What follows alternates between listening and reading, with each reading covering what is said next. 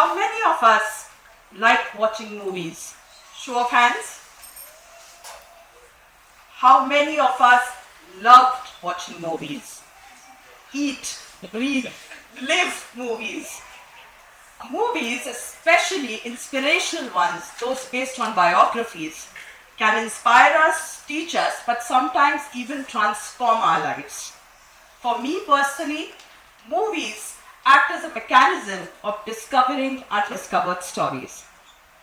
I'm Kaveri Ingale, leading as Managing Director of Operations for India and South Asia at Believe. And today I'd like to share with you my leadership journey as well as the movies that have inspired me over my journey in the last 20 years. So let's head for the movies. First story is that of October Sky. It revolves around a young teenager, Homer Hickam, who is inspired by 1957's rocket launch Sputnik. What does he want to do?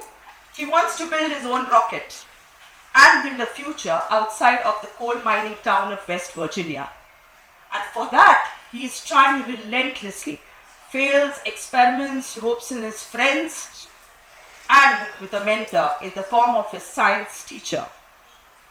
All these failures, etc., finally lead him to success.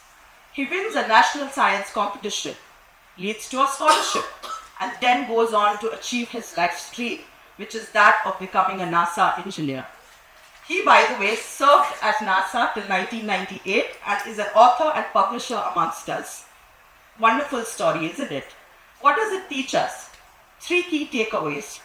Leadership actually starts with learning from failures.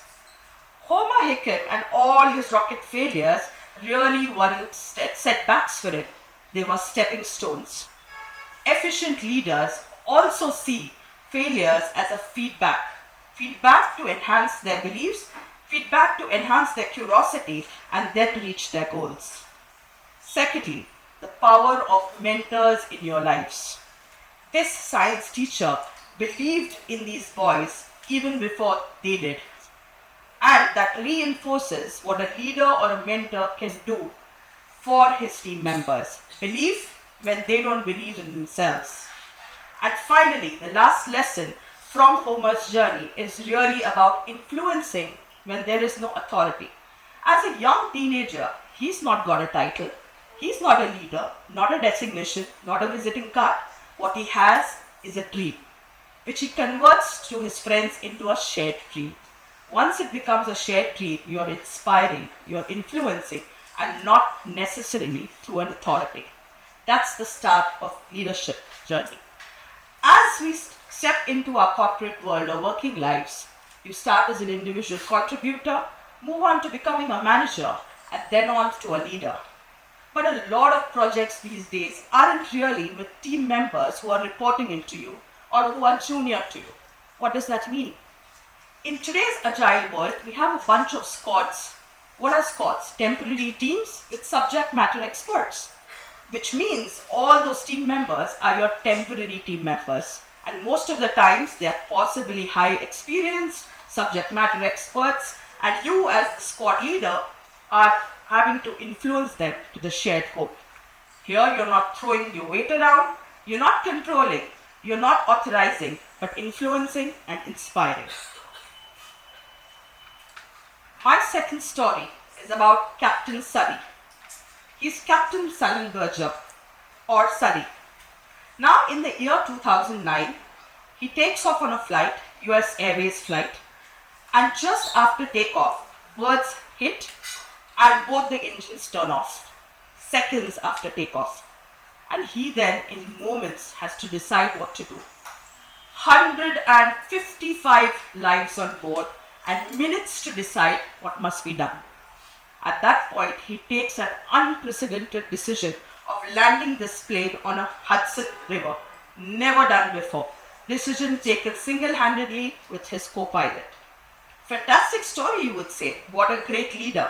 What would you expect? Victory? Lots of pat on the back? Nothing of that. After that episode happened the aftermath. Investigations, simulations, intense scrutiny on what went by and why these decisions were made in seconds. So Sully's story, my dear friends, is actually about self-doubt.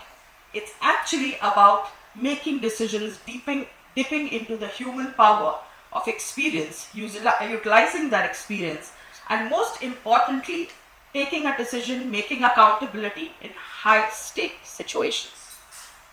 What do we learn from this? In this pressure situation, decisiveness is key. Most of the time, as leaders, we do not have full information.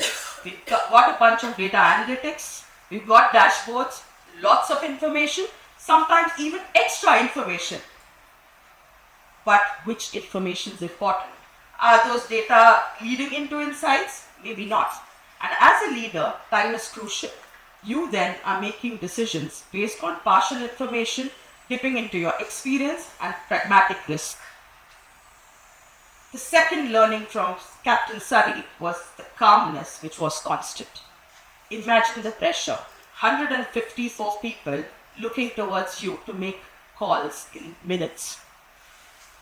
That is when Captain Sully's calmness takes precedence. The calmness that kept the crew calm, the calmness that kept the passengers calm.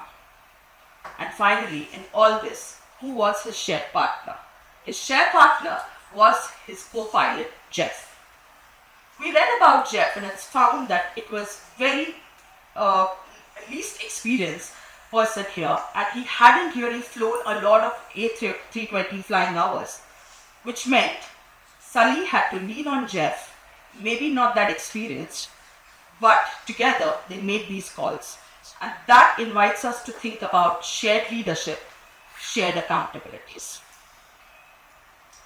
In our fast-changing world, typically, we would have a lot of changing factors. Macroeconomic factors, geopolitical situations, sometimes some black swan events like COVID, changing customer demands, digital transformations. What we are looking at is not a structured work environment, but a very unstructured VUCA environment. And that is where leaders have to dip into their experience, take decisions. But what we learn from Sully is after making the decisions to stick by it, take full accountability of the consequences. My third and final story, a heart-touching story, Invictus. This revolves around post-apartheid South Africa. The Nelson Mandela has a challenge of a divided nation. What does it do? Fancy speeches? Lots of political talk? Absolutely not. He uses the 1995 Rugby World Cup team. Rugby at that time, mind you, my friends, was actually a symbol of white minority. And imagine using rugby to bring together the nation. That is the power of vision in the Nelson Mandela. He sits down with the Springboks team and the captain, PNR, and says, I trust you. Not only do I trust you to build a team and play, but I trust you to actually go win the World Cup. Would have seemed like a joke then. But when he believed in them, then started the journey of the captain believing in it. And it wasn't just about rugby then. It was about him dipping into himself and PNR realizing that he's a kind of a national hero. People are looking towards him to win and bring the nation together. What did President Nelson Mandela do? Converted a rugby game goal into a wider vision, a wider goal where all the teams stood for bringing the nation together. What are the learnings here? Most importantly, it's about empowering and helping the team rise. The show is not about the leader, it's about the team that stands and supports you. At a very beautiful moment in the movie, Nelson Mandela sits down with Captain Fiona and asks him, what is your philosophy of leadership? And of course, PNR says, oh well, I like to bring the best skills together, the best team together, and go out there and play. And Mr. Mandela doesn't refuse that. He doesn't contradict it. In fact, he challenges it very softly. And he introduces a much lighter and a louder and a much larger ambition in the captain. The team then goes on to win the World Cup and is symbolic of many, many leadership aspects. One, forgiving your opponents, because opponents were part of that team that won together. Secondly, reconciliation. Reconciliation with your opponents is not a weakness. It's a strategic choice to make, bringing the teams together. And finally, leadership is about legacy. It's really not about how smart I am, but how am I making the entire room, my entire team, smarter. In today's business world, we have multiple challenges and we run from one quarter to another. Business and financial performance goals, and we are chasing those. And really, what's wrong with it? We do have to achieve our quarterly goals.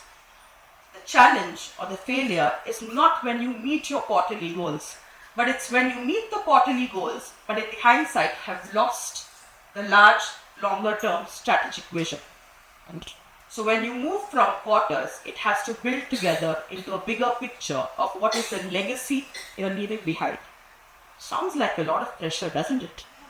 Lots of learnings, lots of leaders, and lots of pressure. So do we really want to aim to be this? There is a mindset change required here. Pressure too, my dear friends, is privilege. Not everybody has a goal, not everybody has a purpose. And when you have a purpose and you're working towards it, it is the pressure, but the pressure is privilege. So today, why have I discussed these three specific movies? And specifically in these orders too. In my opinion, from left to right, the first movie, the main protagonist, Homer Hickam, is a teenager. He's symbolic of the early stage of leadership. Early stage of leadership, everything stands behind. The first thing is about learning. Leadership at that stage isn't power. It's not even position, but it's practice. Every time a junior goes up to his manager and says, let's do a process change, let's go transform, he's demonstrating leadership. Every time a teenager goes to his community, says, let's get together, solve for a cause, he's demonstrating leadership. You're having a tough day as a parent and you patiently move through it. You're demonstrating leadership. So leadership isn't really about titles, positions, power. It's actually about simple daily practices. And here's the beautiful thing. If it's a daily practice, don't you think it's learnable? Of course, it's a learned skill. So not all of us are born leaders, but we can develop into becoming leaders one action at a time and one decision at a time. At this young stage, in the early stage of leadership, mentoring and being mentored, as Homer displays, becomes a crucial part. And at this stage, the young leaders are looking for the senior leaders for guidance, for that calmness that Captain Sully displayed, but more importantly about shared leadership. What's shared leadership? Having two leaders? Not really. Shared leadership is when you say, go out there, solve for the problem, and maybe we will fail. But the failure is something that one needs to learn from. More importantly, maybe even celebrate it. So the senior leaders are expected to treat these young leaders with that fairness and allow them failures and maybe even celebrate it. Brings me to my second protagonist from the movie Sully, Captain. He displays the middle stage of leadership. Here the leaders aren't proving anything. You don't have to show why you've become a leader, what kind of stars you have on your shoulders. Here it's really about dipping into all those years of experience and actually using them to make decisions at crucial times. What we in fancy world, in modern world, call as crisis management sometimes. At this stage, leadership is really not about walk with me and I'll show you the way. It's let's get this done together and we'll figure it out together. Finally, coming to Invictus, my favorite. This is symbolic of the final matured stage of leadership, where everything stays still and you're thinking about moments which are much quieter. It's about legacy. President Nelson Mandela, in most of his governance in the last years, thought about what's the kind of South Africa I will be keeping, I will be gifting to my nation. So it all then builds out to what is it that I want to develop, and how will I groom the next set of leaders, or as we call in the corporate world, succession. At this stage, it is really about putting the seeds and growing the next leaders and securing the leaders that will drive your legacy forward. I have been a management consultant for most of my journey. And management consultants have one tiny problem. We take a subject and convert them into 3 pointers always. Format, used to it. And here's mine. The 3 A's. What do the leaders require today? Agility. You must be able to adopt to change as certainty becomes uncertainty and it becomes the norm. Secondly, accountability. It's great to look back and say somebody else will make the decision. As a leader, there's no looking back. There's looking forward, making decisions. Success is your team's, failure is yours because you've made the decision. So accountability leads to decisions and decisions lead to consequences and you're owning it up. And finally, if you have to be a leader, you're not God. You are going to fail. And when you fail, you will need your team, what we call as you will need your tribe, which means you will have to be A for authentic, human. Leadership has to be without masks, without pretense. You're trying to build a better future, make the entire room smarter and not yourself. So as I conclude, dear friends, I have just one question for you. What is it one act in your life, or maybe that one act at your work that requires all of you to display leadership? It could be a tough conversation which you are avoiding.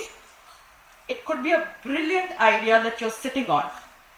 Or it could simply be a courageous act that nobody else knows about, but if you take it, it will change your life. If today, Homer, or Captain Sully, or Nelson Mandela has inspired you, I would urge you to step out, step up, have that conversation, take that action, or implement that idea. Thank you.